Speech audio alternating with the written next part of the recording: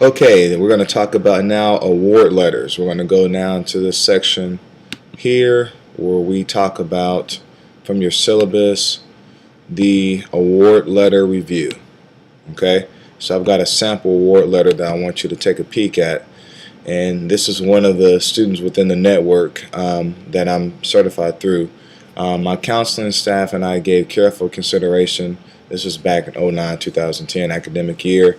Financial aid application. I'm happy to inform you that you've been awarded financial aid for the upcoming academic year. Your academic year budget and the type of financial assistance that you are eligible to receive are as follows. So this is kind of what you normally will see in an award letter. So it'll break down expenses, tuition and fees, living expenses, books and supplies, travel and other. So total out-of-pocket cost is $52,132, and that's per year. So the award and resources, the Emory College grant. So they gave them a grant, which I'm assuming normally probably came from an endowment fund, which is $4,500 for the fall, $4,500 for the spring. Federal Stafford loan, which is $5,500 max. So you get that split up amongst fall and spring. Federal work study. Work study is actually part of non-repayable funds. It's not a loan. Okay, so it's $1,376 split out between fall and spring. And then family share of expenses. So $36,256. So that's that portion that's there. So the total that they received is roughly about, you take this 9,000, 5,000, that's 14,500 plus that 1,300, so about 15,000 I want to say, and then the other portion is falling back on the family. And so if you see this, it's not bad, but we'll talk to you about college leveraging and how you can actually appeal this award letter and go after more funds. Actually, I want to see if I can add that to this video, so I'm going to pause this video for a quick second and go to an appeals letter so you can get a chance to see what that looks like. Okay, now we're going to go in here and show you what this letter is like. This is a letter, so basically the game that you want to play is you want to maximize the endowment funds and leverage one college against another one. So kind of going back here, let me take you over to this other screen real quick. I should have this up. You got this school here that they're going to give you 100% of the financial aid that you need. They give you 62%. They give you 55, 76, and 60. Okay, so some of these schools are willing to give you more money in financial aid than other ones, which that's something you already knew. So how do you leverage or use this in your favor? Okay, well, one of the things you can do is you can go out here to what is called College Board. Okay, and we'll show you this in more detail, but you can go in there. We'll show you in another video how to get all this set up. And you can go in there and put in type of school. And so you can go, all right, I want to look at a public school, private school, da da da da. And you can use that to find competing schools for you to leverage when you're applying for your FAFSA and things of that sort. But basically the key is you want to be able to leverage competing schools against each other, so they're trying to compete to get you to come to their school.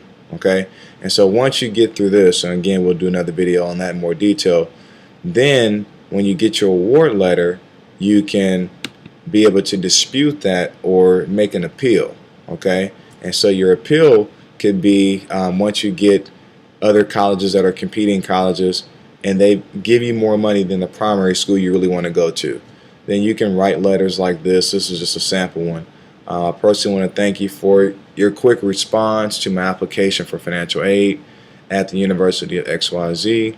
Although I was happy when I received my award letter from XYZ College, the amount awarded has actually is what that should say, has left me with a great dilemma, and that may not be spelled right. I have recently applied to college 1, 2, 3, 4. I was awarded total amount that I was awarded, and then you put in the total amount from college 2, which is hindering my final decision on where I will attend for attending college next year. I have always wanted to attend XYZ College, but since this award letter, my dream of attending has never been as uncertain as it is right now. You just let them know you're not happy with the award letter. I have included the award letter or letters in my appeal letter, and I'm hoping and praying that you could possibly complete another review of my financial situation and help me accomplish a lifelong dream of attending college at XYZ. Da, da, da, da. I personally want to thank you again for all your help and support in advance, and can't wait to experience the richness and heritage that only the University of XYZ can provide me. Boom, then you put your name. What this does is giving you basically ammunition to go back to that school and ask for more money, because you have proven that other schools want you, and other schools that are competing schools to the primary school you want to go to, the XYZ school, and these schools have actually given you a award letter saying, hey, if you come here, this is what we're going to give you. So you're not saying this is potentially what you can get, but you send this letter with those award letters showing this is what you are getting. Okay, and so we'll go into that about how to look at College Board for competing colleges, but you cannot maximize your scholarship dollars if you don't understand how to use award letters from other schools to be able to get more money out of your primary school. Also, when you complete your FAFSA form, they're going to look at the prospective school you're applying to is going to look at all the other schools you've applied to. And if you're like some students and you only put one college on your FAFSA form, I can tell you right now, they know that they're the only ticket or the only option you've got.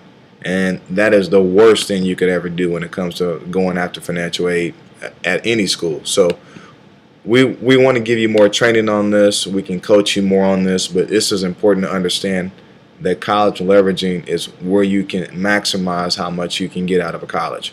All right, you never want to pay sticker price for a car. You just want to be able to negotiate, and that's what you do through college leveraging.